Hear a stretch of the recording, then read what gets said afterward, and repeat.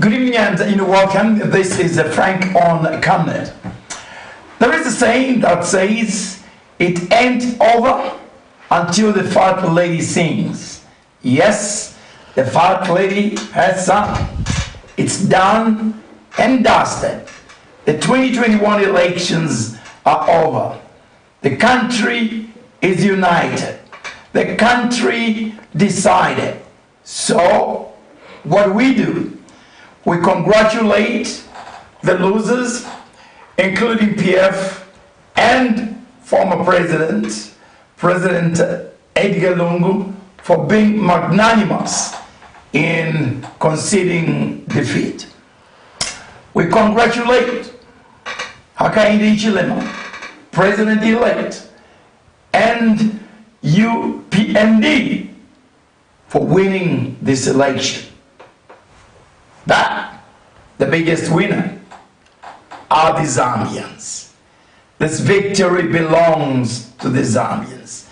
Across the country, they made their voice stand out clear and loud. The time for change of season had come.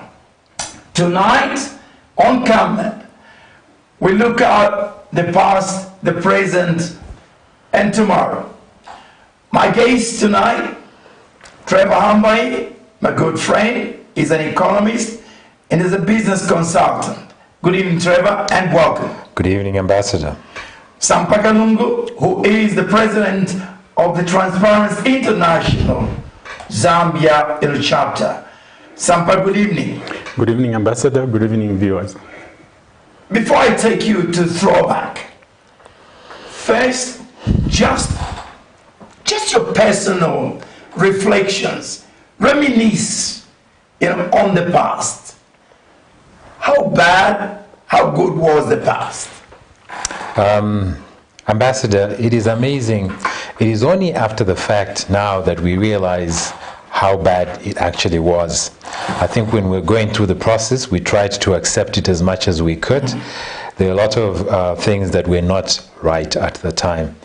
If you're looking from a personal perspective, the governance structure in the country, that you had to think twice before you said anything in public, that we had lost the freedom of speech, we had lost the freedom of assembly, that even our internet, we had now the Cyberbullying Act which came in, which was specifically designed to protect those that were in power, that we could not say anything against them, and those were a number of factors.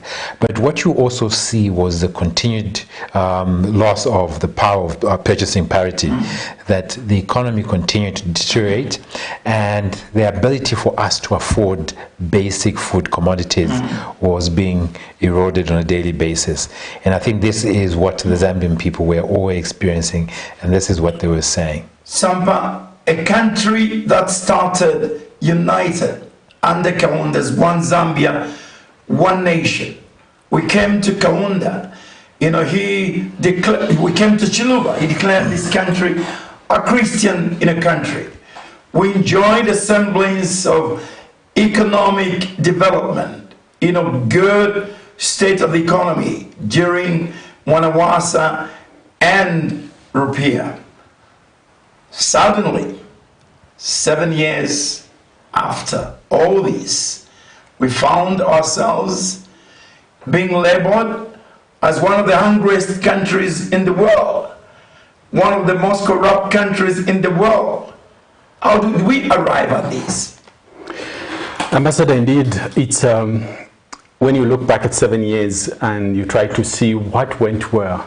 Of course, there are a number of things that we may point to that went well, and which might not only come because of the government then in power, but also because of the people themselves. One thing I want to point to is that in the past 7 years, however hard it was, institutions like civil society organizations and some opposition political parties were able to speak, whether that was given, but that was demanded, and we demanded for that. But also during this time, sadly, like you are saying, what is it that you can pick out? we saw the reputation and the culture where we started glorifying those people who were becoming rich. And not only rich because of their hard work, but these are the people that we saw, maybe they were just, he was a simple person, or she was a simple person, and all of a sudden they jump from this level to another level. They're driving big cars, they're being pompous, and people are going to them and they're praising them for that. The culture changed. And then further down, we saw that every time you wanted a service, it could be from the ministry, it could be from a quasi-government institution, you needed to know somebody. That's why we hear, even up to today, you hear somebody, Ambassador, do you know anybody at the Ministry of Mines? What is it they are advertising? Instead of asking, Ambassador, can I come to you, coach me how to go for an interview? But we are asking for people, and this has become like a norm because of this that we have been seeing. But also during this time, again, things have changed in the sense that there has been a capture of the state in some way by those that are not even in government, those that are running governments behind governments' backs, and including even cadres who are running things. They can stop you at any time on the road. They can do anything to you. We saw that things were deteriorating more and more. And within that, people started becoming more agitated, more angry about that, and maybe leading to some of the results we are seeing during this year's elections. Does the back end with the president, the former president? Was he captured by these cadres, or did he allow it? The president had full authority to be able to deal with the challenges that the country was undergoing. And I think that is where it stops. Yes, there are issues that needed to be dealt with, specific line ministries, specific institutions like the public institutions, the security wings. All those needed to deal with specific issues.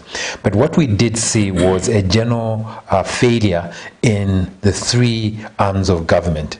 That the judiciary and the legislature seems to have had no authority to be able to do anything unless the executive decided to give them that authority. And that is where the problem started from.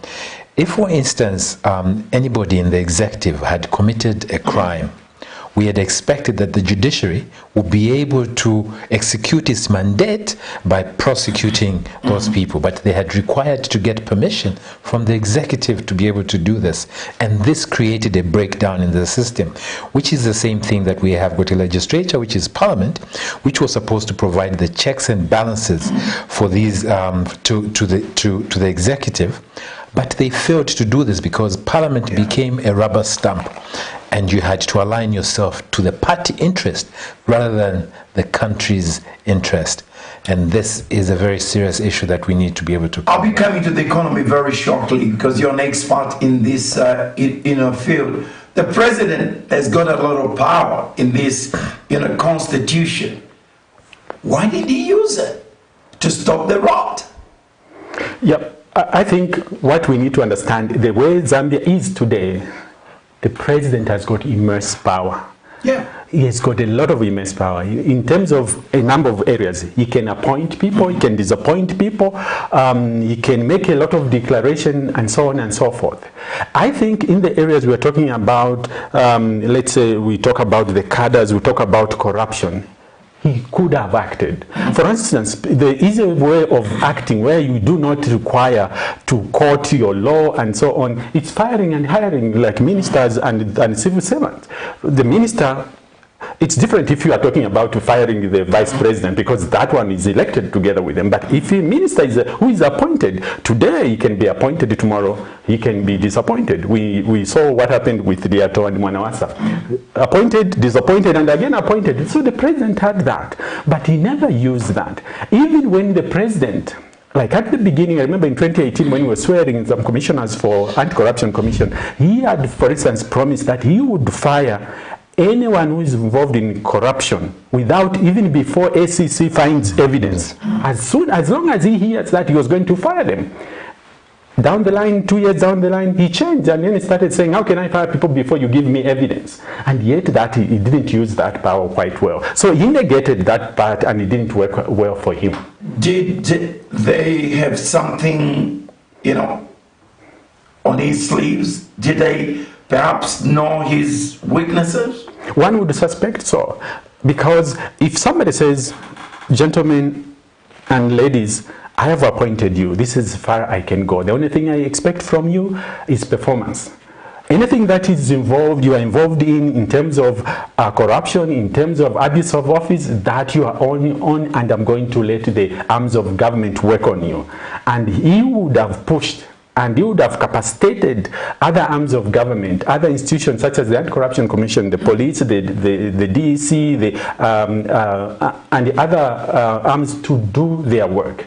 But we found a situation where he was hesitating to deal with this. There are some people, we cannot mention names, that the whole country said, these do not need to be near the presidency. They are denting the presidency. Can you get rid of them? I think 5 years went, he stuck to them.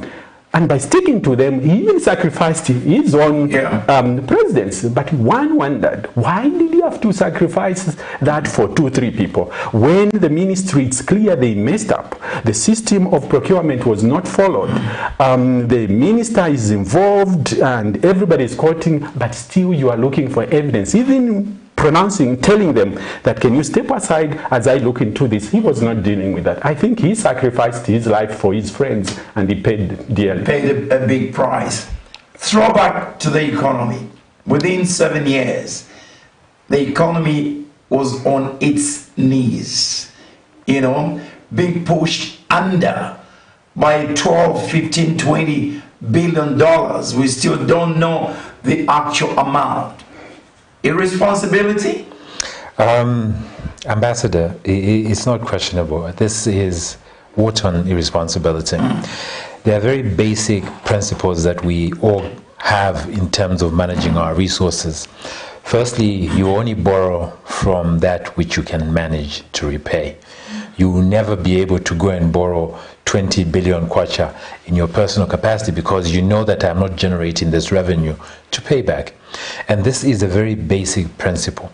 And then the second aspect is that for the resources that we actually borrow, you must be prudent enough to be able to invest them in a productive area which will guarantee you a return so that you'll be able to repay. And this did not happen. But what you do see is that we continue to borrow on the strength of wanting to drive infrastructure development.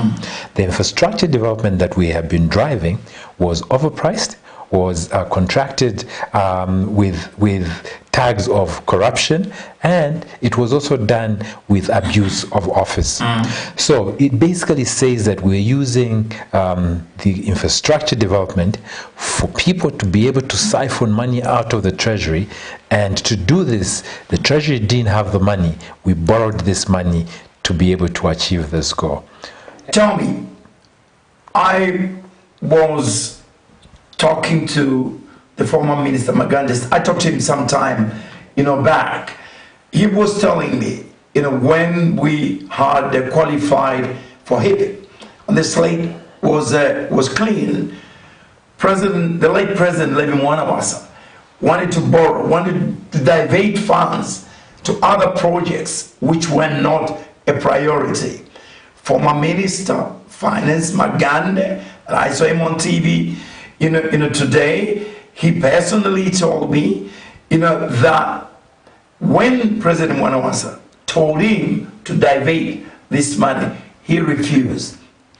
And President Mwanawasa actually fired him, but later on, he changed his mind because Magandis stuck to his guns and said, look, if we do this, we're going to mess up everything that we've gained. What am I saying? Where were the ministers of finances in all this? They were not men of a strong, fiber. Right. So this is exactly what I mentioned, Ambassador, that we ended up with people that were governing this country who had not the country's interest, but basically the party's interest and their personal interest.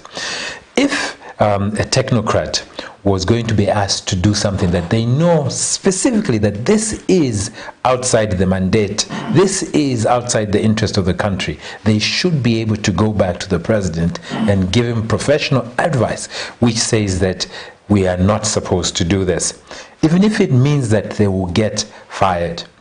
But you'll appreciate we are in a very difficult economic environment where it is very difficult for somebody to lose their job because this is their livelihoods. They have got families to look out.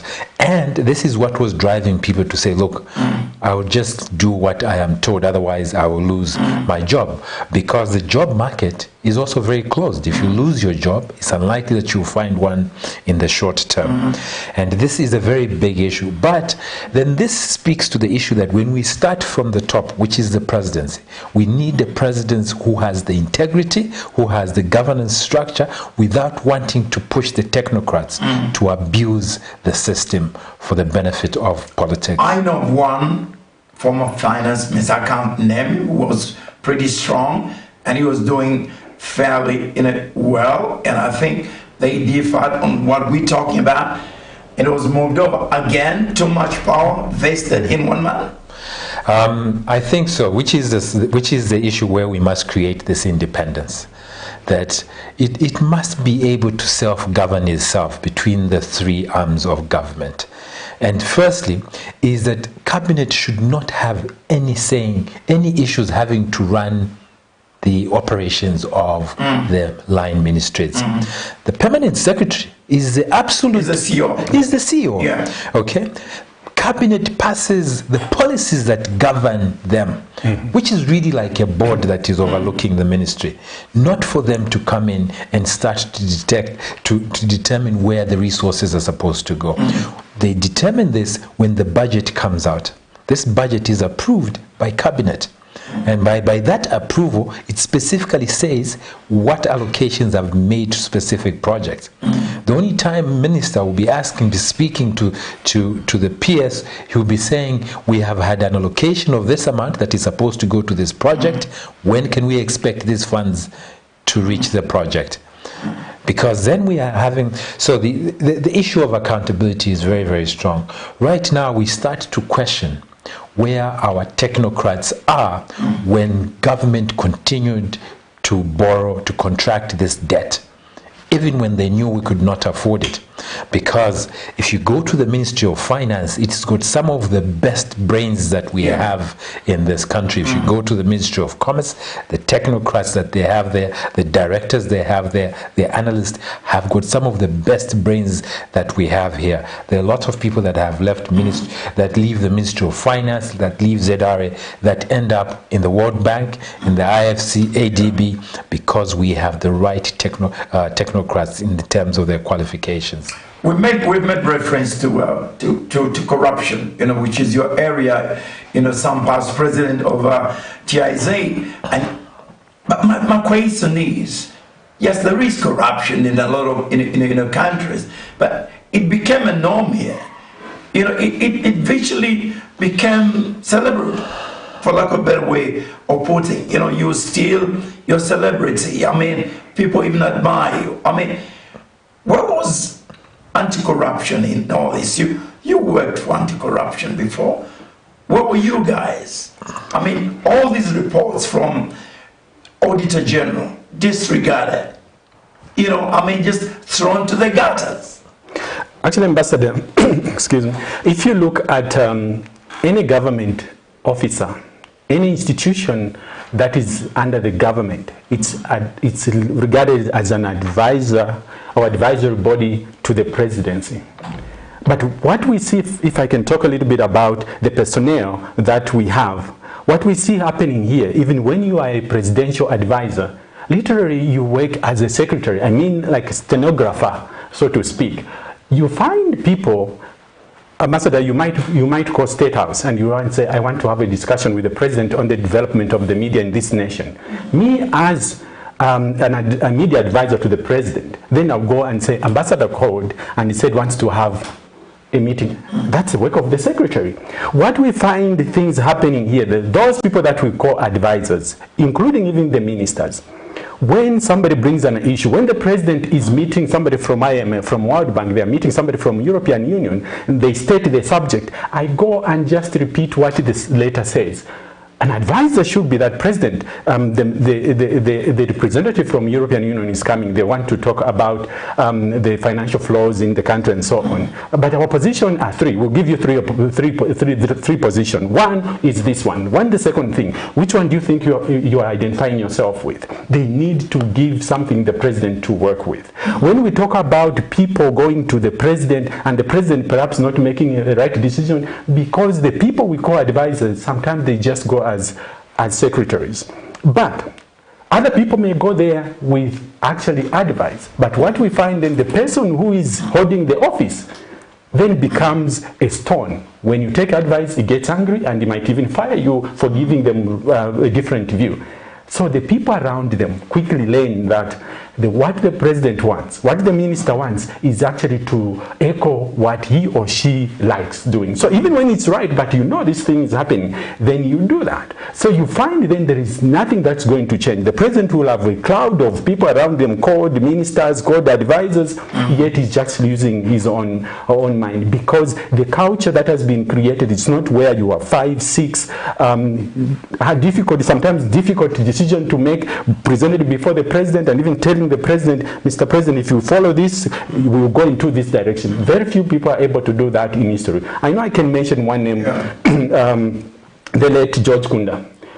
A number of people worked close with him. He would actually, in a polite way, tell President Mwanawansa, President Mwanawansa, you are appointed as your minister to advise you, but when we saw this, sometimes you get angry. How are we going to advise you? He claimed his role as a ministerial advisor, as a presidential advisor in his role as a minister. But very few people do that. Coming back to your question, Ambassador, where are the institutions, where were the Institution and Corruption Commission? And again, I remember when I joined the Anti-Corruption Commission, just like many people work there, you have an excitement to serve the country, and to serve the country, to say, I want to rid of corruption so that we can go in the area of development. Again, just like people work under the intelligence, you are there to say, I want to serve the country. But under anti-corruption, you want to investigate a case. I'll give an example. You want to investigate a case. Somebody at the top says, let's see, this is an interesting case. Can I keep it for a while? That's your senior. The next time you want to look at it, they say, well, this has been reallocated. Yet you are excited about taking a case and seeing it to courts if that's the case. But apart from that, it's where you want to go and follow up a case in another place, but you don't have the resources. Simple resources like just fuel to drive to Kafue, to drive to Livingston to follow up a case. Simple resources to go and be trained to understand the changing cases of corruption and cases in the world. You do not have that resources. But the bigger thing is about political will, which is never there. And political will is something that shows you that you can go ahead, we are happy. You remember when government demonstrated political will with regard to fighting corruption, even though when that type of political, will was targeted at few people. The task force, if you remember. SEC never had resources to fly into Botswana to follow up a case, or to learn, or to have a meeting. But all of a sudden, they were able to go to Belgium, they were able to go to Caribbean, they were able to go to the UK and move around, because the political will was there, resources were given, and this does not happen. And people who are working in this institution, they have zeal to work for the nation, but we are not given the political will. Let's talk about anarchy among the cadres. Unbelievable. Have you ever seen a cadre beating up a policeman? Can you go to another country, or say UK, to beat up a Bobby, even the whole police will rise against this person until the law takes its course.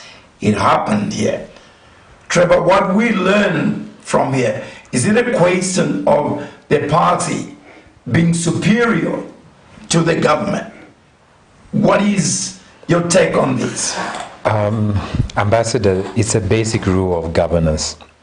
And it's very unfortunate that we got into this point where party cadres had more authority than public officers in public institutions, including the police. And this, the only way it did happen was because they were allowed. You know that they were protected by the party. And unfortunately, the party was government in this case. Instances where you know that a cadre has committed a crime, and we all knew that he will not be arrested. Even if he is arrested, it's just a couple of days, we will find him outside. So, what you do see from the economic perspective is that if you look very carefully in the last 7 years, in terms of the FDI investors that we have been getting into the country, we've had very few investors who are coming from Europe because there was a breakdown in the governance structure because of corruption. The only people that were coming in to invest into this country were the Chinese. And the Chinese have got all those underhand methods that they're actually doing, that you know that he will pay you under the table, which is the issue that was happening with the overpricing of our infrastructure cost, which were being contracted by Chinese. And this has spoken to the economic space, and we find that we are getting a lot less investors who are coming from the European countries because they will not deal in the issues around corruption. Also, the rule of law is that the rule of law, me as an investor, if I'm going to invest, the first thing that I want to know is that there's a governance structure. The second one is that there's a rule of law that protects my investment. And this is then we have started to question what has been happening around the mines. Yes, as a country, we need to be able to get better benefits from the mines, but we must take the right process to be able to achieve that. It is not an arbitrary decision that you wake up one morning and you go and take somebody's mine, because it's an investment that speaks to the governance of the country. So really, it is very, very important for us to be able to understand these dynamics. It's only when you think in retrospective that we have slowly grown into this very bad culture of corruption, very bad culture where we start to accept that when I see cadres coming on the road, I politely just go off the road, even when I am in the right. Okay, and we have accepted this. We slowly started to accept that I cannot go into public and say something against the government. We started to accept the fact that because this one is of a specific tribe, he's tribal. Okay, which is very bad, and it is. We must salute the Zambian people for them having risen up to come to this point and say we will not accept this. Because I'm going to take 2 breaks today. A break from the past, and then we come to the present, and then towards the end, some questions. I'll be revisiting the issue of the economy very shortly. Trevor, vis-a-vis the defense of PF that they spend so much on structures, is the infrastructures there to see. But before I come there, and then we take a short break, SAMPA, could you just paint a picture of the total sum of damage of what corruption has done to this country? Binti Isaac, what are we talking about here? Do the people actually appreciate, the kind of monies that were involved, the kind of cancer that has been left? Actually, Ambassador, it's difficult to imagine what damage this corruption which we are experiencing, we have experienced, is causing to the people. Like you rightly gave a metaphor of cancer. When you get cancer, some people get to know it when it's actually the 4th stage. Others who are lucky, 1st and 2nd stages. What it means is that we can count the cost. For instance, we know for sure that when they were constructing the roads, the cost of constructing 1 kilometer of a road in the region was around $380,000 US. Yet ours was between $1 million US to even up to $3 million US. Amazing. We can count the cost of the money lost there. Even when the cost was 1 million, but actually you find that the amount of money that is used to construct the road is actually less than even $380,000 US. And then you wonder where the gap is going. So that's a big loss. We know for sure that most of the toll gates, for instance, they would cost about 1.6 million to construct them. Yet ours, we know Chilufya-Sata toll gate costs 4.3 million. We know Iziti Katuba, 4.3 million. It's only Kafulafuta, which also came to cost about 2.2 million. Yet we know 1.5 million can construct a good toll gate with all its technology that it requires.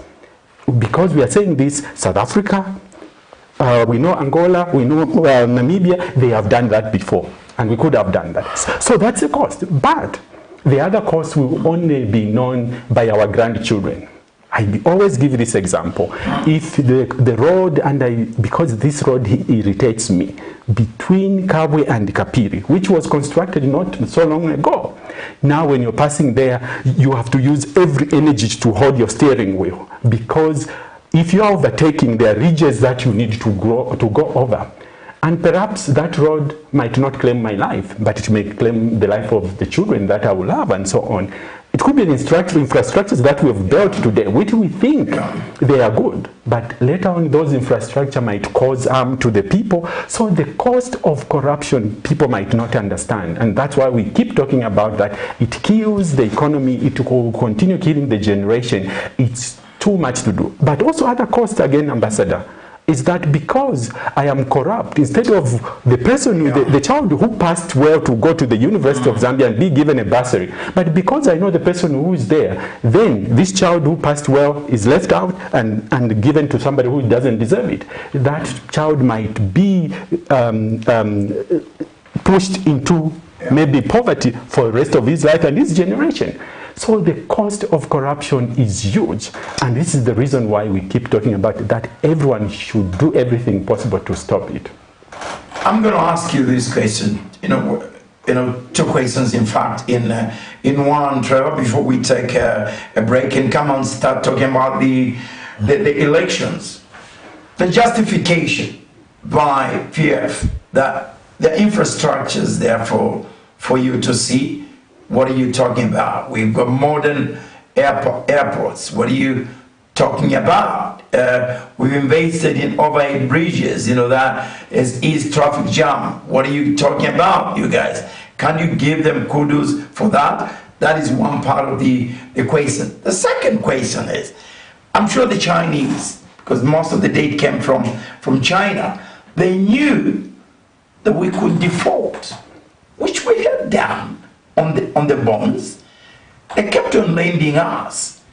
Why? Was this a trap? Was that something they were looking for?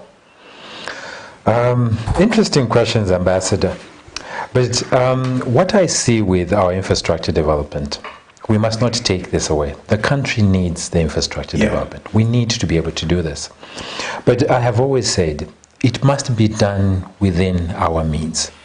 And the general principle is that, I'll give you an example. If we want to be able to say we want to construct 8,000 kilometers of road, it must first speak to the country's strategic development plan, which says that by the year we get, by the time we get to 2040, we want to have constructed 20,000 kilometers of road into the country. And now every government knows that every time they come here, every year we need to do 2,000 kilometers, so that by 2040 we'll have our 20,000. And this is the strategy that we should have taken, which speaks to every sector of our economy, whether we're talking about energy, whether we're talking about road network, or we're talking about sanitation, which is speaking to, whether we're talking about education, or we're talking about health facilities. Is the same strategy that we should have been speaking about, because we know what population we'll have by the year 2040. When you wake up one morning and say, I am going to build 5,000 kilometers of road, and you don't have the money, is what gets us into this position, that we decided to do infrastructure development. But like I mentioned, a very long time ago, I think 2015, 2016, when we started to have a credit crunch, the economy was starting to contract. It was agreed that we needed to be able to implement austerity measures, which included us having to suspend infrastructure that had not yet commenced. But we still see continued infrastructure that has happened since that time, because it was a very beautiful conduit for people to be able to take money out of the treasury. Why were the Chinese continue lending out? So in the instance, the first time I think when we started with the Chinese, this was a general strategy by the Chinese. They had the road belt strategy, which basically says they had these resources and they were willing to be able to lend the African countries. Don't forget, the Chinese had a purpose to this. China was positioning itself to become the global leader by the year 2030. And this included having to dominate even the provision of aid around the world, because before this was coming from the Western countries. And this is the Chinese strategy. They have got an agenda. When we are borrowing, we must also determine what our agenda is and whether that borrowing speaks to our interest.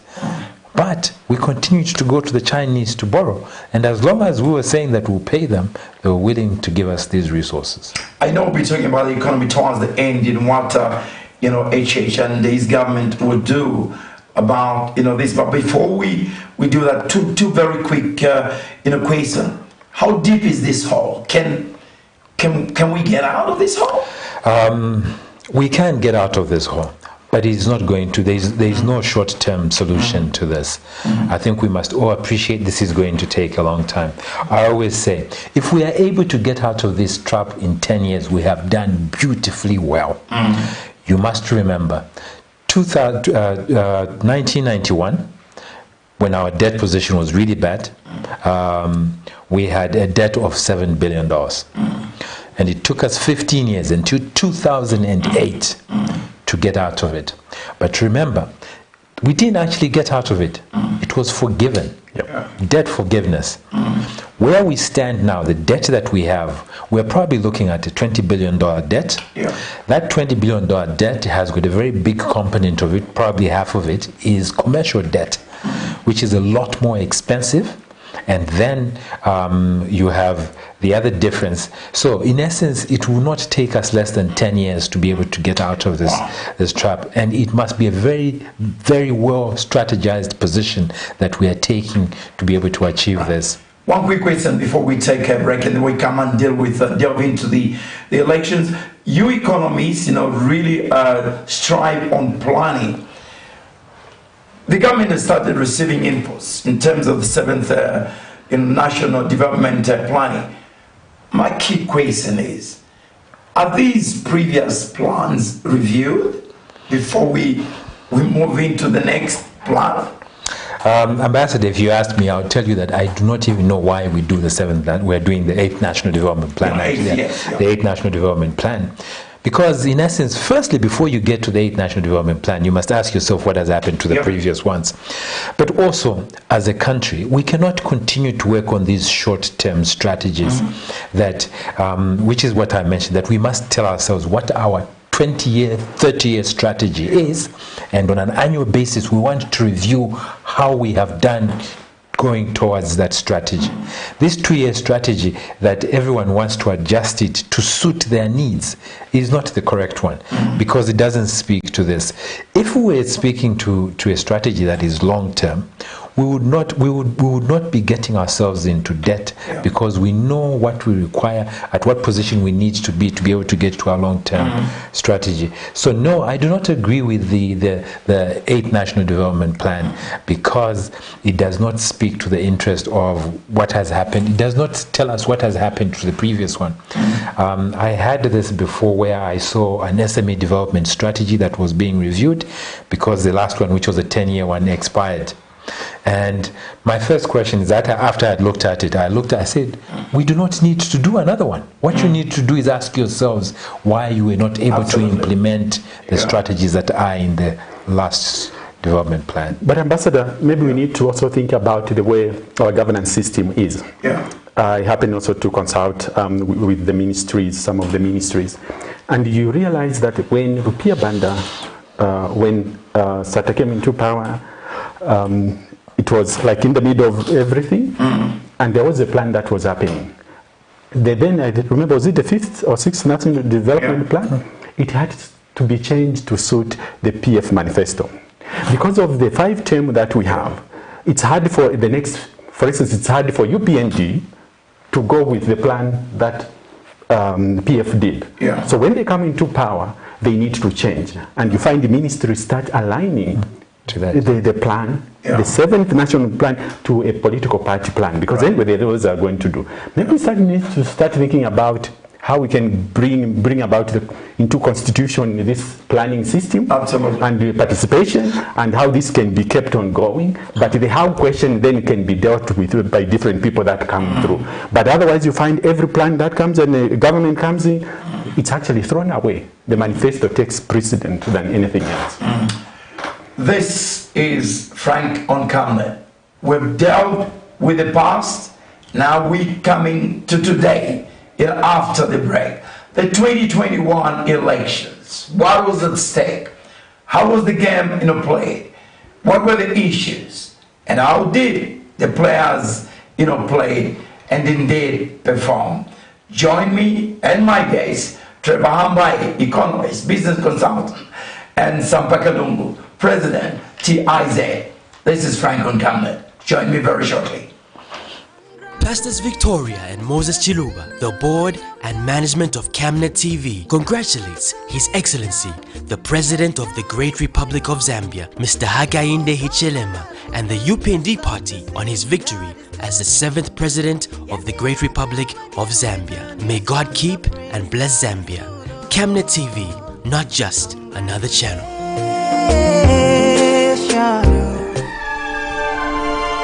Africa is rising to a new dawn of integrity and accountability. Are you tired of being swindled or buying fake or illegal properties? Would you like to sell or buy genuine property? Would you like to list your property on both local and international market? Don't waste your time. Call the professionals, the SGK Properties, on +260 762 166 018. SGK Properties. Your business assurance is our priority.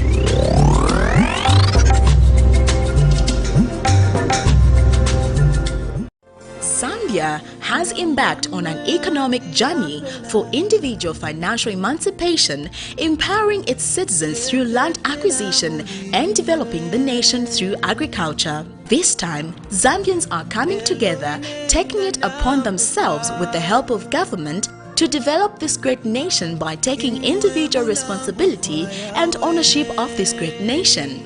The economic revolution has started. There are thousands of Zambians with a can-do mindset who are resolute, unstoppable, full of confidence and conviction that Zambia's set time of favor for development is now. Don't be left out. This could be the time you have been waiting for. Camnet Television, in conjunction with the United Agrivision Consultancy Limited, will be hosting a national conference on becoming a millionaire through agriculture. Date 1st October and 2nd October 2021. Charges 750 kwacha per person per day, that includes lunch. A limited number of participants through Zoom have also been reserved. You can also be part of the conference from the comfort of your home by registering online via Zoom, joining the people who were born for greatness. Charges for participation via Zoom are only 300 kwacha per person. Time 0730 hours to 17 hours. Registration and confirmation of attendance will take place on the 29th of September 2021. Time 14 hours to 17 hours. Venue, the Healing Word Ministries International, the home of Camnet Television in Abex Hill, Kabulonga Road, Lusaka.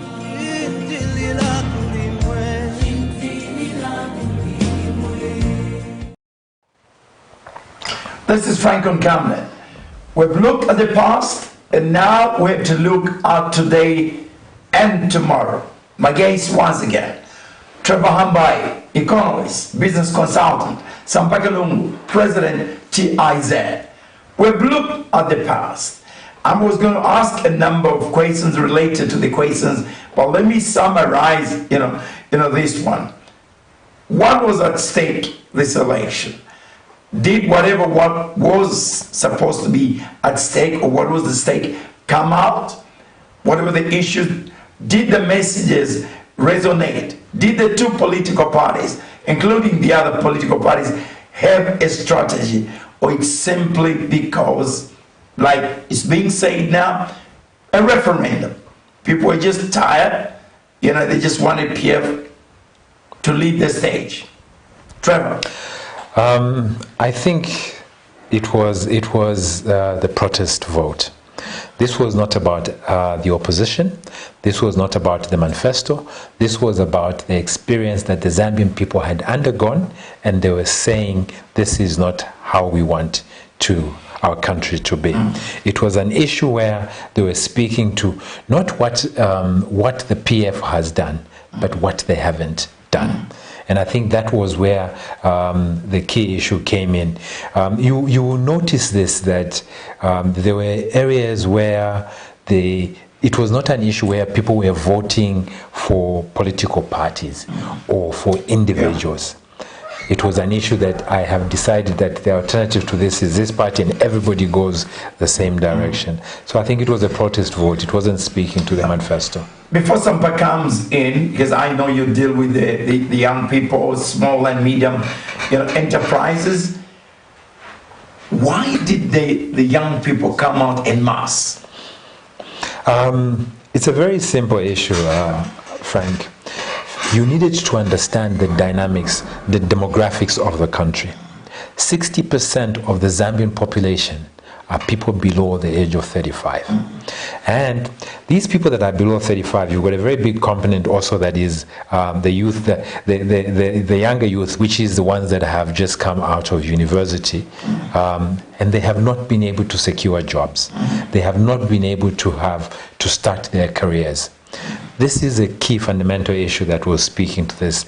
And they could not see any hope in terms of where the country was going.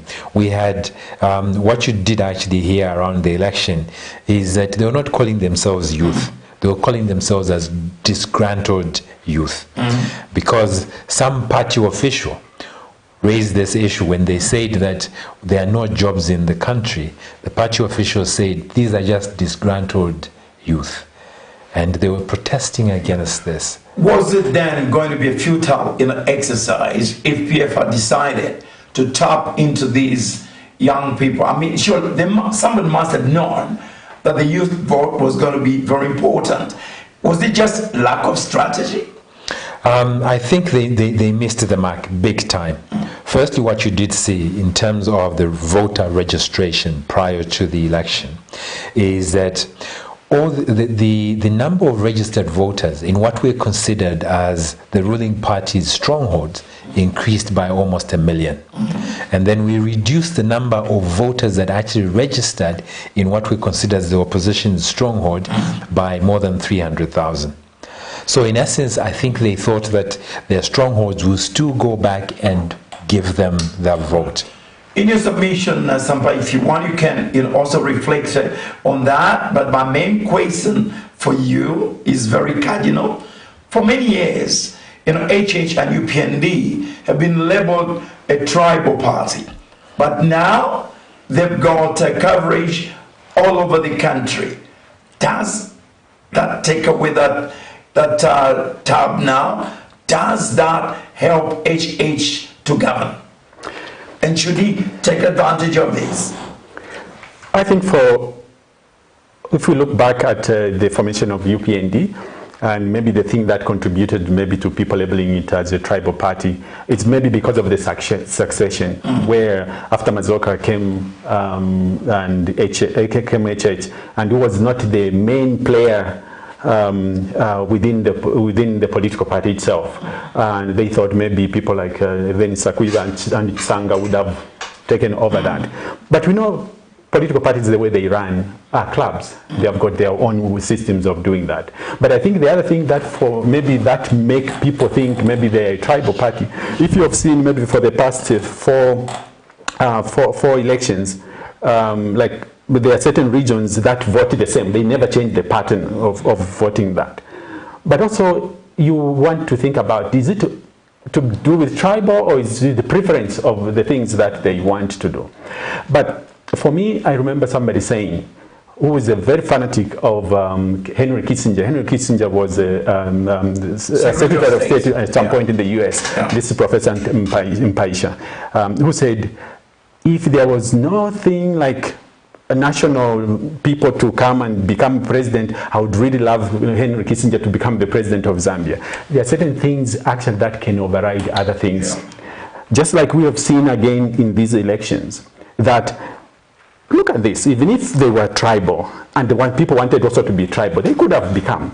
But they thought, tribal factor of it is not something that's going to make us run the country. We are going to bring something much more valuable. It's something about uniting, us wanting our minds, wanting our visions, wanting to have a say, to be respected, for us to have equal opportunity, for us to have something that brings out in each and every Zambian. I'm not denying that tribalism is there. Yes, it is, and it's not played by one tribe. Almost all of us have played in different ways. But for me, when you look at even this election, they are telling us that this was not about it. Otherwise, we could have seen more people from Eastern Province voting for President Lungu, or maybe from also Southern and Copper Belt doing that. But they are the ones who gave a larger vote to the president. For me here, it's actually where people are saying we are tired of certain things that we didn't like. Why play a tribal card? Especially when you know that a lot of these youths don't care about tribe.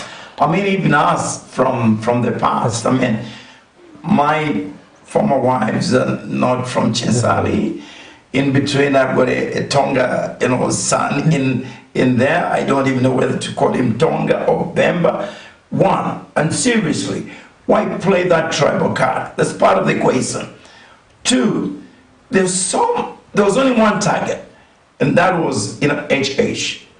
Did these two issues play against, PF? I think the Zambian people started to see through the political rhetoric about tribal. And I've always said the issues around tribal, which was being based on the voting patterns. Yeah. The way an individual votes is a constitutional right. It cannot be questioned as to who I have chosen to pick because I chose somebody. It doesn't matter because it's a constitutional right for somebody to be able to exercise it.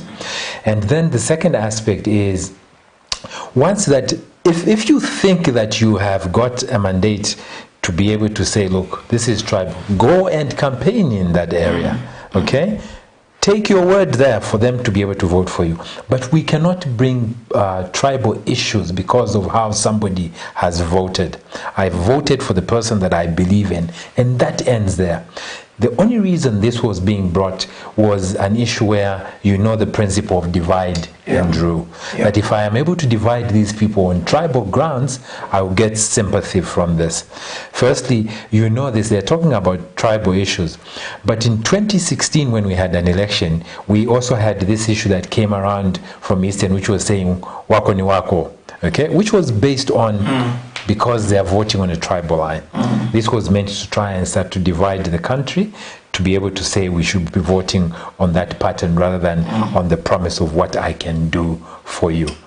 Let's talk about the two key people, in our discussion, tonight, SAMPA. Post the election, declaration, is made. Initially, where there were rumors, that President Lungu was not going to, concede. Eventually, he did, and he was magnanimous in this.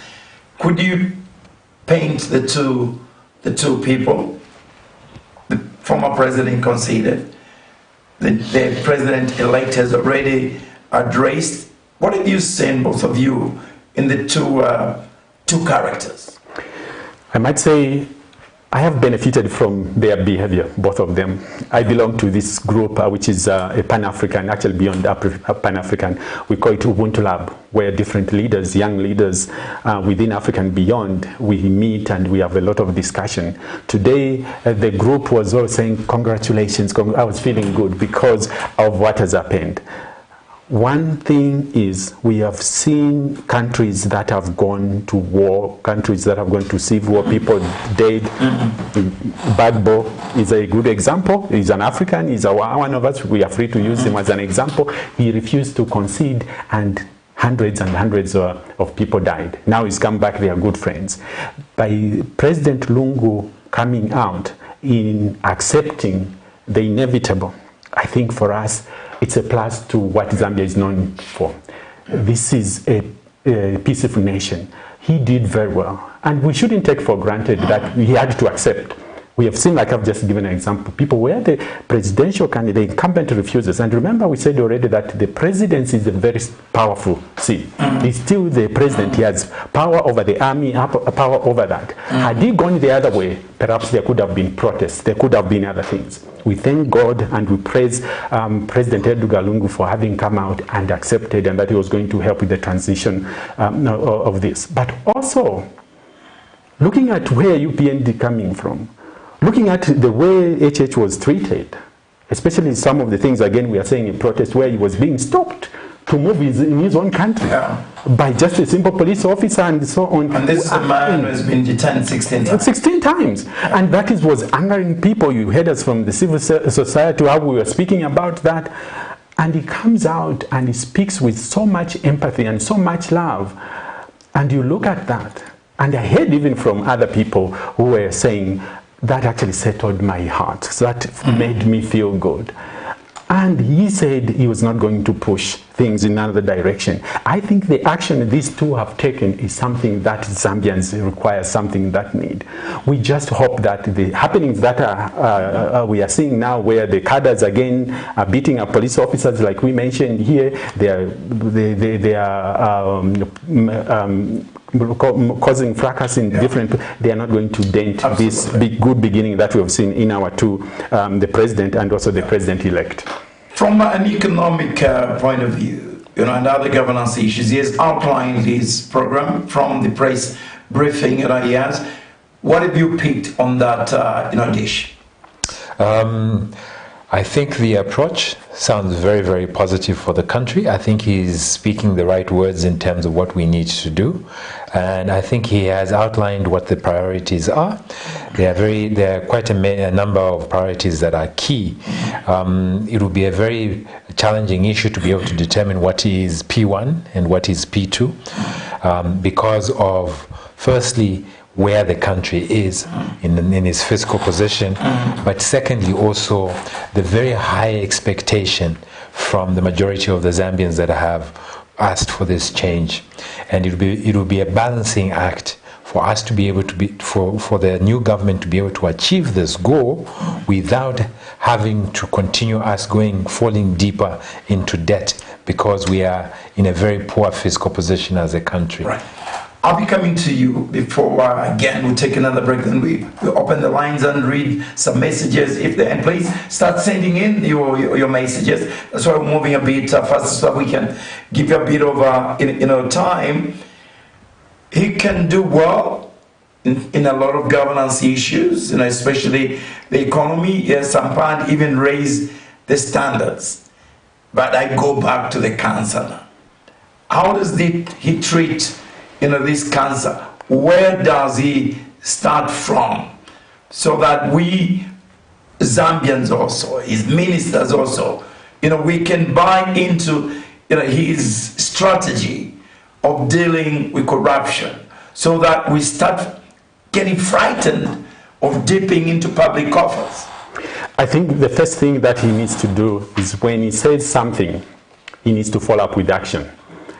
Too bad at the moment he said he doesn't want any retribution in terms of this and this happening, and he doesn't have power to command the police or anybody else. But what President-elect needs to do is, when he says something, and he needs to show that he's doing that.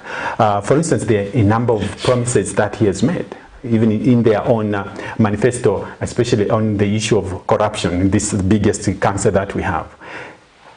from their campaign and from the discussion that we've been having even with them, with the other political parties, they have stated that a lot of legislation is lacking in terms for you to be able to implement things. I would urge the president-elect that this time, when there are no elections in sight, when there's no one to appease in terms of change of the law is not in sight, this is the time to sit down and to deal with all the lacunas in every part of legislation we have. Once we start implementing or changing laws 2 years before the elections, then people start saying, where were they all these 3 years? What are they looking at? That's why we found difficulties dealing with issues of Bill 10, because we're saying Bill 10 and elections in a years to come, even if I'm not seeing anything wrong there, but maybe I'm just missing it. So that should not be the case. For me, what I would urge the president is that he comes into power and he starts acting, but especially on the ministers and also the behavior of also the civil servants. One thing we need to say, and maybe civil servants will not like me for this, is that we have institutionalized corruption. I'm sure you know and you believe that we have seen a lot of civil servants who have built a lot of houses and you're wondering where, who've got wealth and so on. But also you know, and I keep saying that from the cleaner up to the president, they know that when there is a workshop, there is a list of people who are on the workshop, and the directors and the permanent secretary are almost permanently on the list of allowances, and they let this pass. The president knows, the minister knows, the permanent secretary and the director, and they're always such that if you were to calculate the daily allowance of a permanent secretary, of a director in a particular ministry, you find that their daily allowance per year is more than 361 days. In some cases, we found that one permanent secretary had 801 daily allowances in a 365-year period. Let me ask you this question before we talk about the team, before Trevor delves into the importance of putting a good team together. I'll ask you two questions.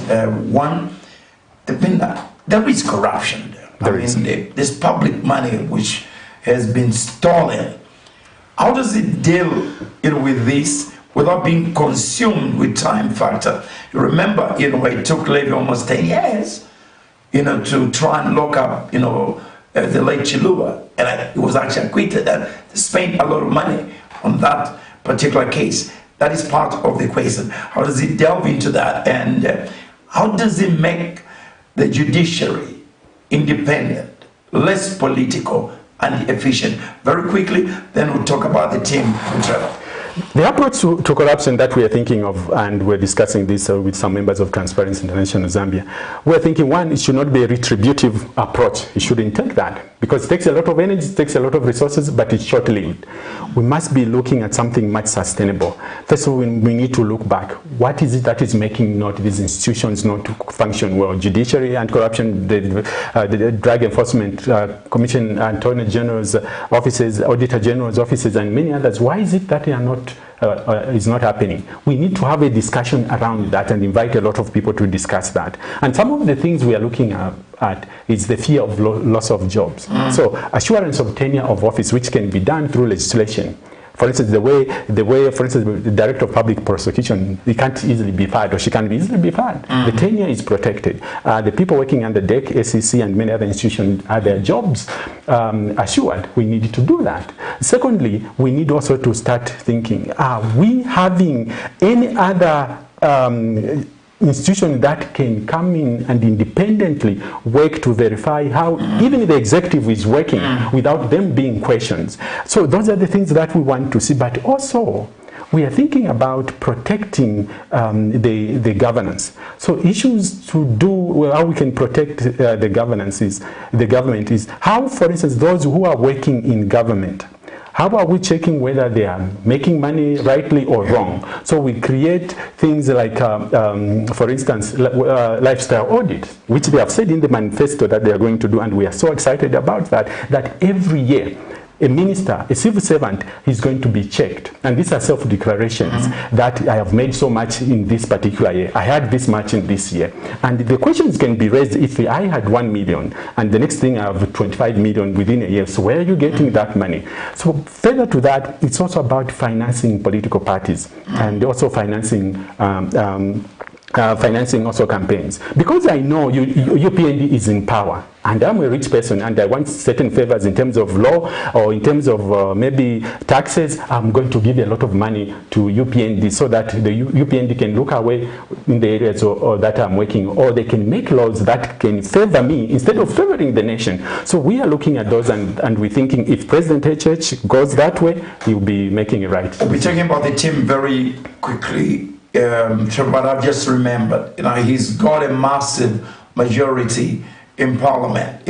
Is this a plus in terms of dealing with laws, relooking at laws, or this could work against because they might end up being very complacent? Your take on that?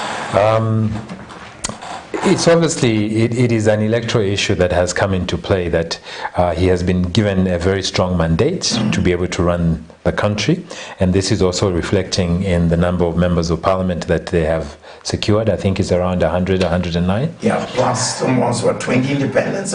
Yes. And the 8 ones you nominate. And all those who are aligned with him. Yeah.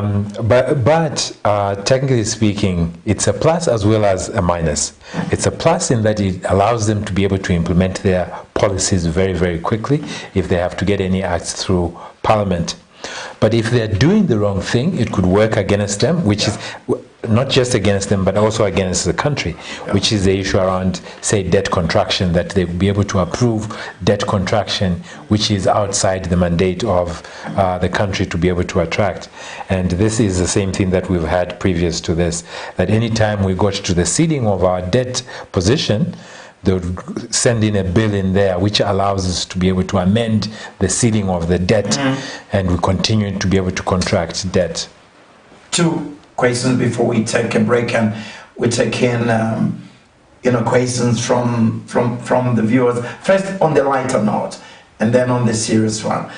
We've already seen some of our colleagues repositioning themselves. They're already movements, getting out of the boat quickly and moving on the other side.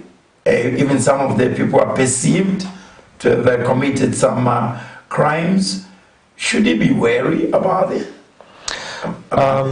He should absolutely be wary. The one thing that we must appreciate is that the mandate that the Zambian people have given this new government is that we want new players to be able to drive this. We cannot go back to our old ways. Having to bring in the old players from the other parties that have left, firstly says one thing, is that we are transferring the problem from the that was there to the new government. Old wine in new bottle. But the second aspect is that it truly tells us, the Zambian people, that it defines who these people are. Just because your party has lost should not change your principles for which I joined this party, because I stand for their principles. I will not lose my principle because I have lost an election. If I do change my principles to go to an election, we know you are just an opportunist. You want to be able to see where you're going to be able to get access to financial benefits. Otherwise, it is an issue of integrity. Right. Okay. One key question before we take a short break. Putting a team together is extremely key. Depending on how you put players in positions that played football before, it can win or lose you again. Right.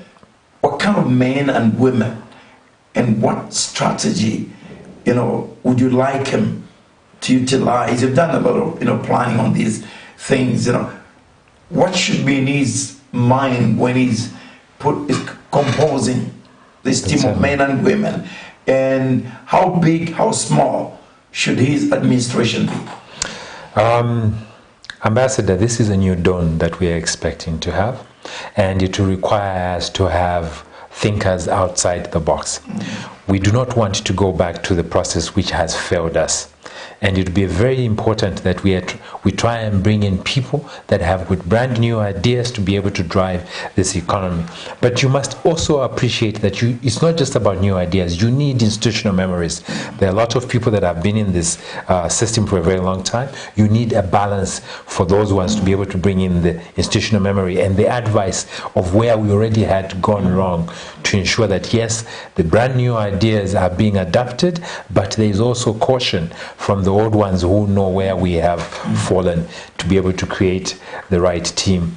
And additionally, there are specific areas that we need to be able to consider, that we need to be able to have a very strong financial sector, which is from the central bank governor and the Minister of Finance, as well as the Secretary to the Treasury, because this is going to be cardinal for this country in the next 3 years as to how we are going to get out of this debt situation. But also, the strength of that team is going to determine how well we can negotiate with the international lenders as well as the IMF to be able to bring in an IMF package. The market already loves this guy. It's a good start. Absolutely. They love the fact that he has spoken the right words in terms of governance, and secondly is that what he has been given a mandate by the whole country. This is very, very positive that it was a landslide victory. It speaks to the fact that the Zambian people have also seen the need to do this. But also I think he is internationally renowned. He's somebody who is known across the globe. So this is speaking to the very two things that happened is that once they had announced the fact that he had won the election, we started to see the yield rates on our euro bonds started to drop. That it was speaking to, yes, there's less risk now that you would default in this repayment. As soon as he had put out his acceptance speech, we saw the kwacha also did appreciate against the major currency, which is speaking to international perception around where they think he is. I just made reference to the president-elect as a guy, not this body. So we can't deal with that this time. Right. But when he's sworn in, we get rid of bodies. We get rid of body. Right. No, we shall be saying His Excellency the body. Right. This is Frank On Camnet. My guest, TREVOR, HAMBAYI, economist, business consultant, and SAMPA KALUNGU, who is the president of TIZ. We take a short break, and when we come back, please, we want to hear from you. You can call us, or you can send messages through the text. This is Frank On Camnet. Join us very shortly. Africa is rising to a new dawn of integrity and accountability. Are you tired of being swindled or buying fake or illegal properties? Would you like to sell or buy genuine property? Would you like to list your property on both local and international market? Don't waste your time. Call the professionals, the SGK Properties, on +260 762 166 018. SGK Properties. Your business assurance is our priority.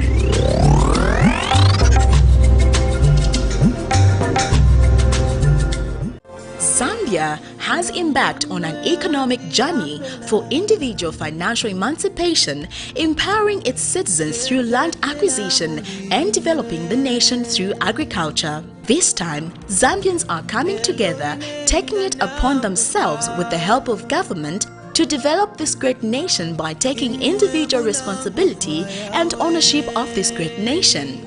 The economic revolution has started. There are thousands of Zambians with a can-do mindset who are resolute, unstoppable, full of confidence and conviction that Zambia's set time of favor for development is now.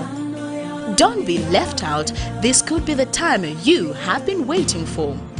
Camnet Television, in conjunction with the United Agrivision Consultancy Limited, will be hosting a national conference on becoming a millionaire through agriculture. Date: 1st October and 2nd October 2021. Charges 750 kwacha per person per day, that includes lunch. A limited number of participants through Zoom have also been reserved. You can also be part of the conference from the comfort of your home by registering online via Zoom, joining the people who were born for greatness. Charges for participation via Zoom are only 300 kwacha per person.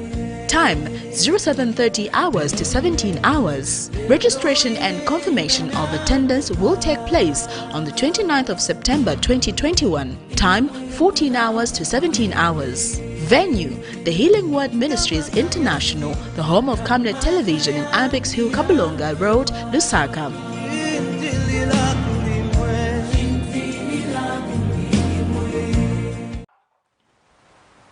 You're watching Frank on Camnet.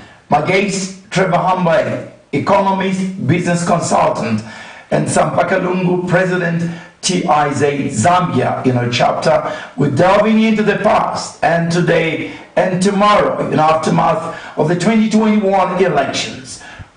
What are your messages? What are your contributions? Let's see what you say. The problem in Zambia, Africa, is that governance and politics, we need to separate politics and governance. Everything is about the next election. The next one, please. Good evening, Uncle Frank and panelists. Good discussion there. I'll suggest after inauguration, government calls for a 2-week national economic endeavor at Mulungushi from various experts, volunteers to prepare concise plans, to steer this in the country back to prosperity. Next one, please. Interesting discussion. Please emphasize on labor office. Many employees have no voices. NAPSA, some employers never remit. And CDF, many community members have no ideas how to access it. That is, CDF. Next,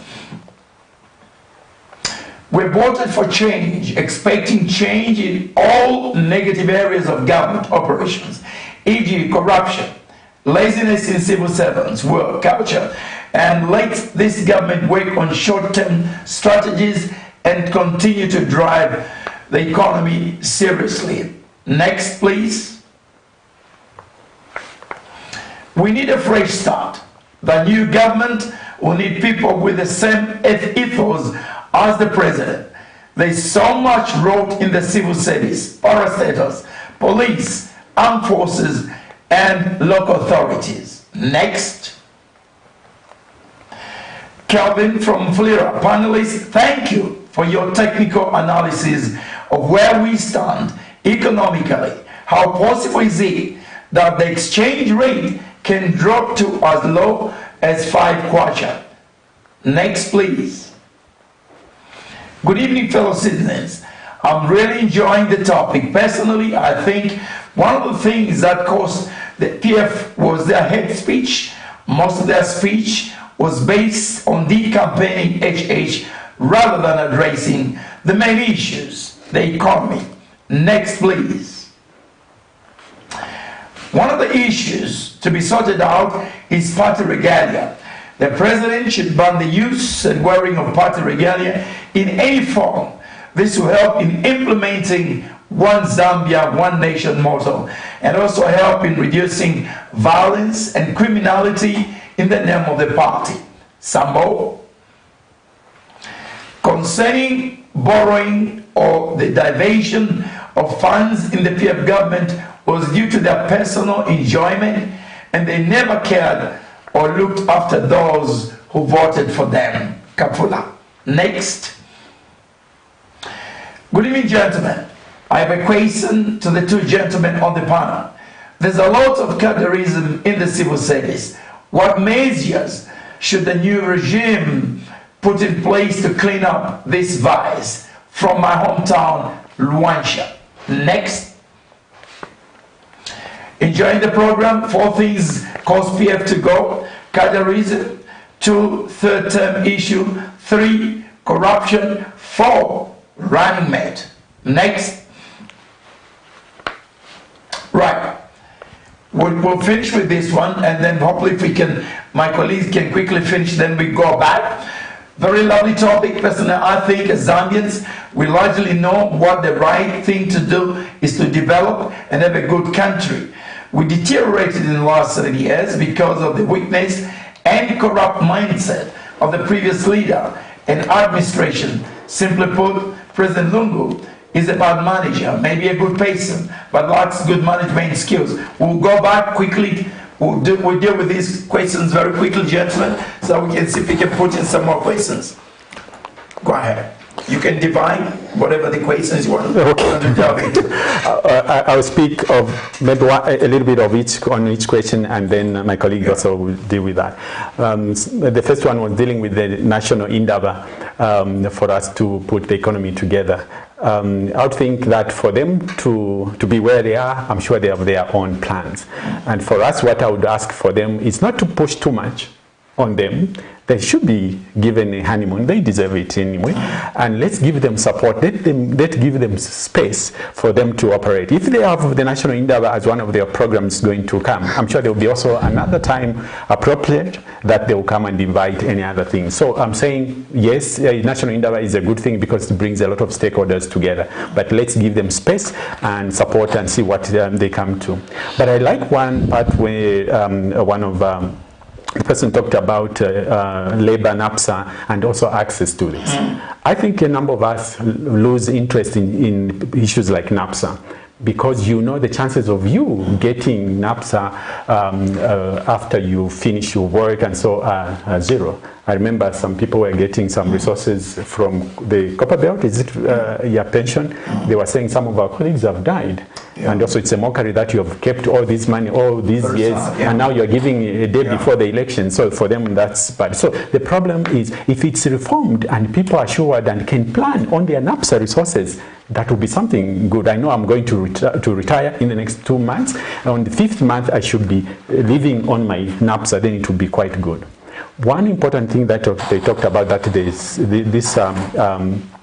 new government of President-elect Churches can do, is about dealing with issues of laziness, complicity in the civil service, local authority and police. My wife was even talking to me about it, saying, would it be possible really for me to go to UTH to make an appointment that I am going to see the doctor at 9:45 and 9:45 and the doctor sees me? Would it be possible for me, if you are going to NAPSA again, I make an appointment for 12 and I go there, they do that, but they tell you, you can come. What time should I come? Just come in the morning, and you get treated within that. And yet when you are with the civil servants, you find they are talking to you, they are busy doing whatever work they are doing, instead of seeing somebody coming and they're saying, oh yes, how can we serve you? And they serve you quickly. If it's the police, they are so relaxed. Oh, which case are you? Sit down there. You see somebody is injured, you are busy making tea and so on. For sure the culture of civil servants must change. Like the president-elect said, for him he doesn't even know what time it is. If it's work, he's just looking at the deliverables. And we think the civil servants also can learn from it and do that. In terms of party regard, I wanted to talk about it. One of the things that is going to help the president-elect is to deal with cadreism. Yeah. Even when he spoke, they still continue to do this, because they have known a culture, of even overriding their leaders. If he deals with that, when they get the Guardia and they feel powerful, they call themselves Commando, they call themselves Air Force One, and you would see the way they are moving. Yeah. And if he dealt with that, he would please half of the Zambians, if not more than the Zambians. If they have to create some kind of entrepreneurial work and give the people to be doing that, it would be good, rather than parading themselves in those party regard, because every time they get their berets on, their t-shirts, their boots on, it's like the spirits just descends on them, and they feel they are the most powerful of all the people. So for me, that would be like a half job done. Maybe the last one I want to comment in cadreism in the civil service. This one is quite an important part. Already we heard today in the news where other people are already taking over the jobs of others because they are saying so that's not the spirit in which we are. And somebody today again, one of the radio station was referring to the person during the announcement of the election who said, let us also enjoy the president-elect said service. And if you don't go by my words, you are not part of my team. Trevor, very quickly. Very quick one. The issue around the party regalia as well as the cadreism in the civil service.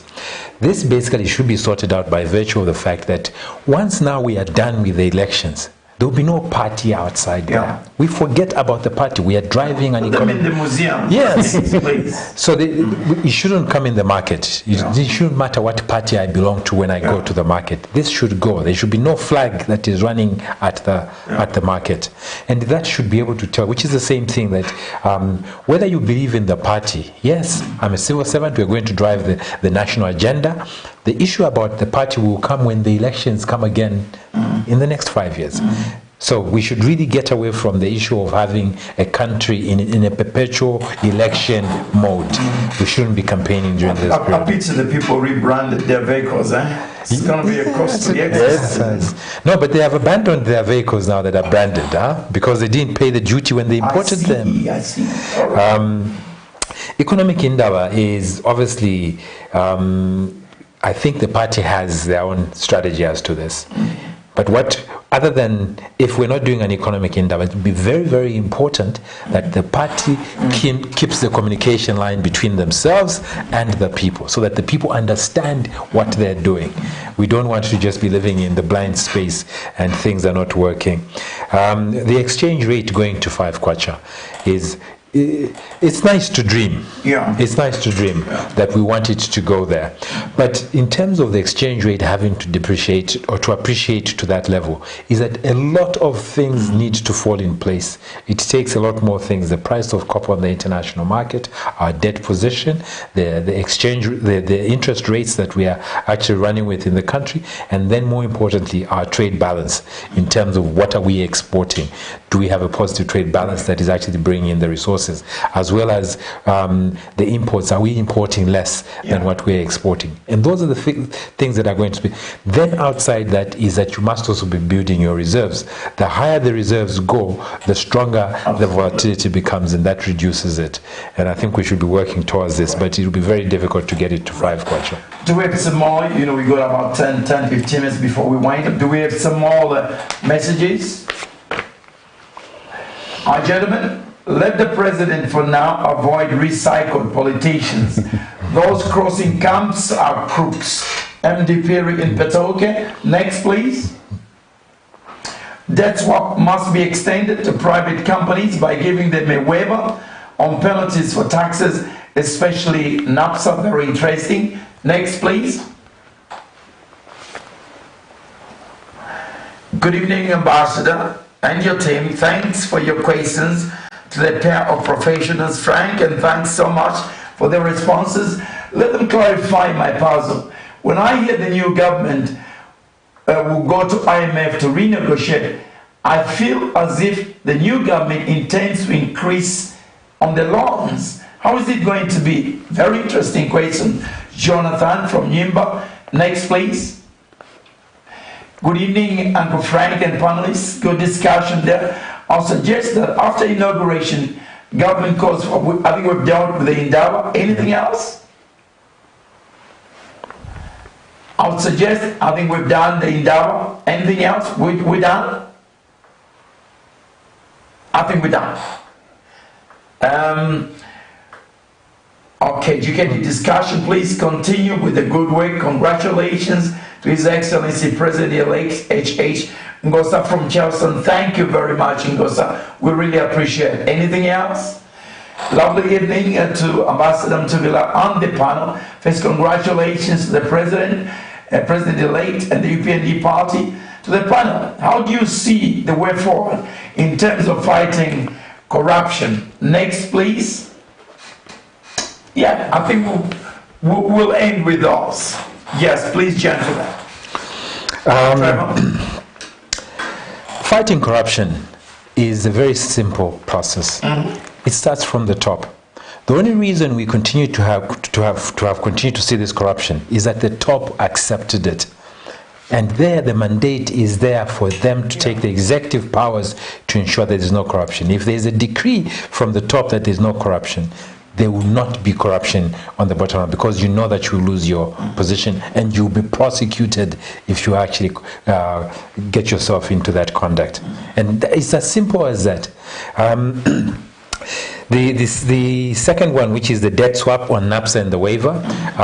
Firstly, I had mentioned this when we actually started to speak about the debt swap that went to the civil servants, is that the first place we must start from is to determine what our debt position is as a country and what our capacity is to be able to do this. Once we have restructured our debt, determined what our capacity is, then we know whether we do have the resources to be able to do this. But we can start to devise other ways to try and work towards this. I would rather than doing a debt swap, we do a stimulus into the economy where people are actually getting into the productive sector to generate revenue, and this is going to help government to have additional funding. The IMF issue is that going to the IMF, is this going to increase our debt position? Unfortunately, yes and no. Yeah. The first aspect is that we need to go to the IMF because we have defaulted on our debt. And for us to be able to create international acceptance, the perception from the international that we've got the capacity to be able to repay them, that we need the IMF so that we can restructure our debt. Because the restructuring will mean that the period in which we are going to be paying the debt is longer, but it reduces the amount we are paying on an annual basis, which is what we can afford. And this, for us, for the debtors to agree to this, the IMF needs to be able to put a stamp there to say, yes, we will support them. Now, the funds from the IMF are also a lot better than from other lenders, that they are concessional loans, and they are also loans that are zero rated, that there's no interest on that loan. So they are better loans for us from the IMF than anybody else.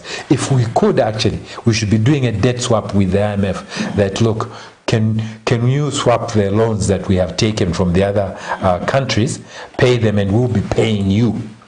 Because the interest then starts to drop, which has been the problem. So I think it is not exactly increasing the loan, it is getting out of a debt position, but it comes with a price. I want to start by apologizing. I might embarrass the president-elect in answering the way forward in fighting corruption. At the moment, in Zambia, I was discussing with Mr. Hambayi here, he's the most powerful person in the country. One, because he's the richest person in the country. Secondly, he has been leading this party for about 20 years. So he has that authority coming from the party, and now he has the authority from the nation. So he is the most powerful person in the country. And him being wealthy, that's why I'm saying I apologize for embarrassing him. Being wealthy, he doesn't, the money he has, his fourth generation can live on it. Absolutely.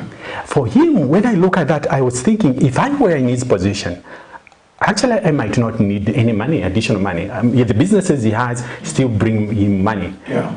For him, he can just aim to serve the people and leave a good legacy. He can say, let me not deal with any mediocrity.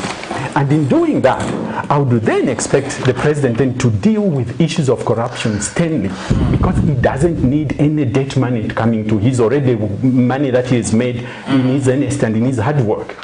He can deal with that. Within that, he can, like we said, he can provide conditions. He can provide law that can protect the people of Zambia from their resources being misused.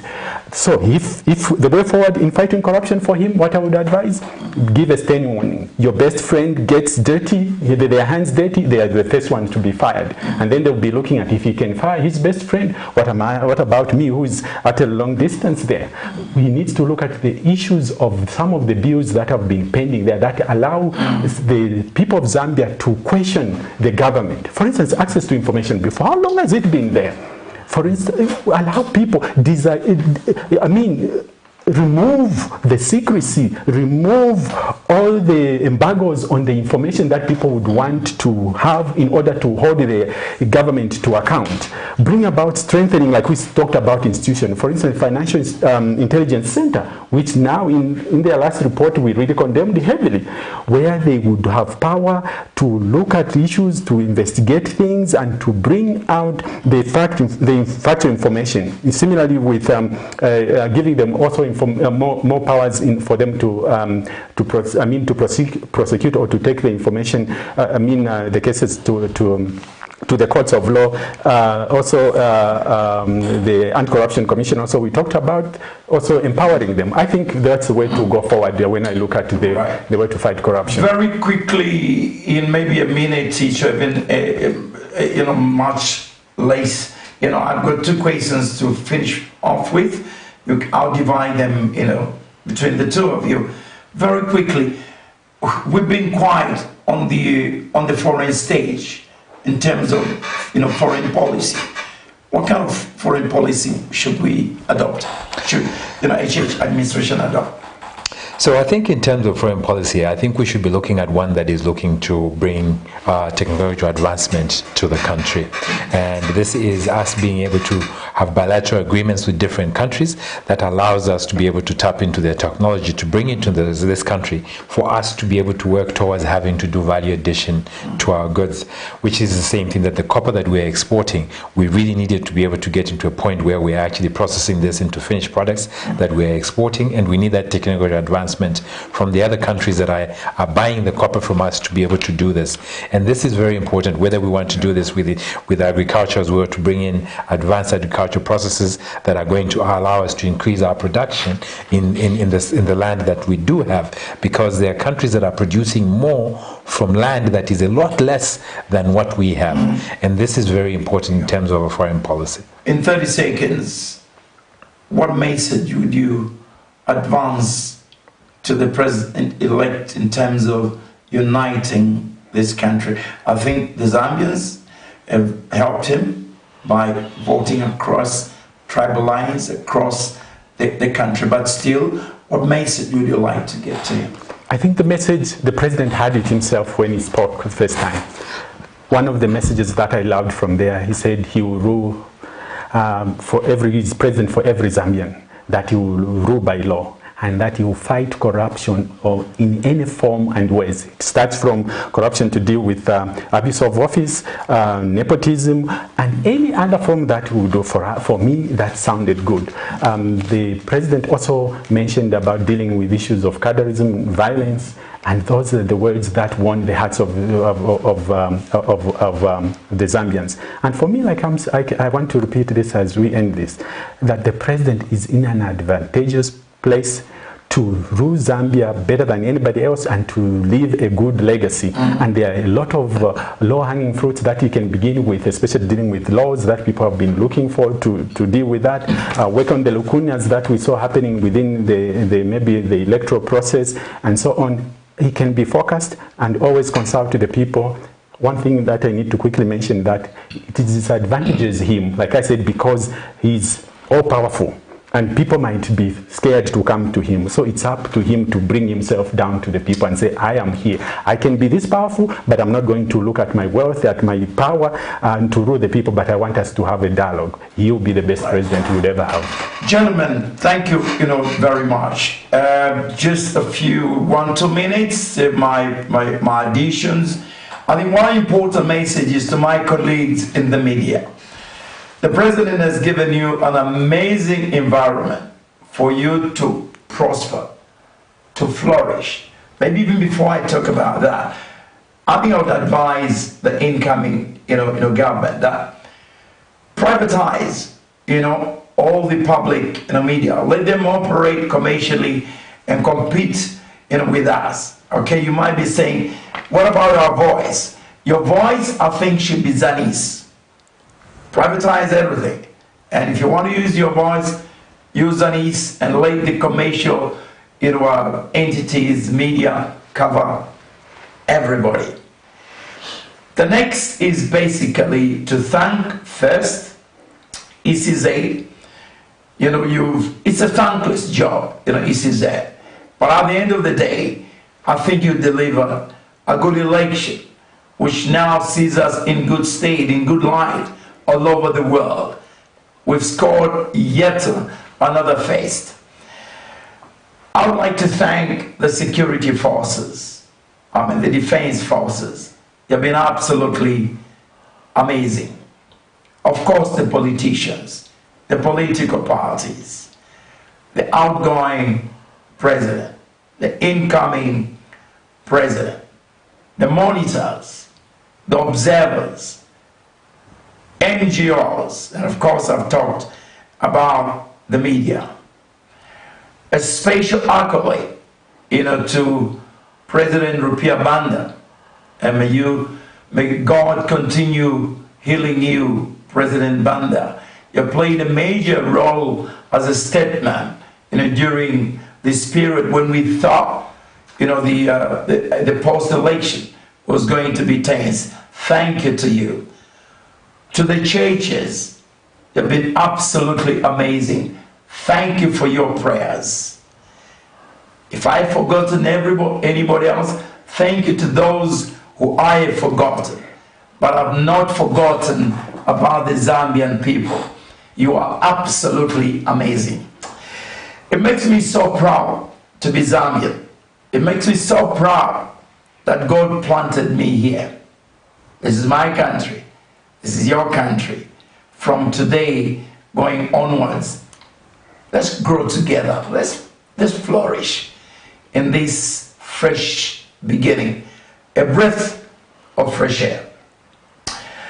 To my crew today, the director, and of course, Camnet executive, Pastor Chiluba, and the wife, thank you very much. To you, the viewers, thank you, including the viewers in the diaspora. Like I keep on saying, God has delivered. What else do you have to do as we go forward? Do your very best, and God will do the rest. To the politicians, remember one thing: nothing, but nothing, lasts forever except the word of God. Good night to you all, and God bless you, and God bless Zambia. On behalf of my guests, TREVOR HAMBAYI, economist, business consultant, SAMPA KALUNGU, President TIZ, I'm Frank Mtubila on On Camnet, saying good night to you all. Bye-bye.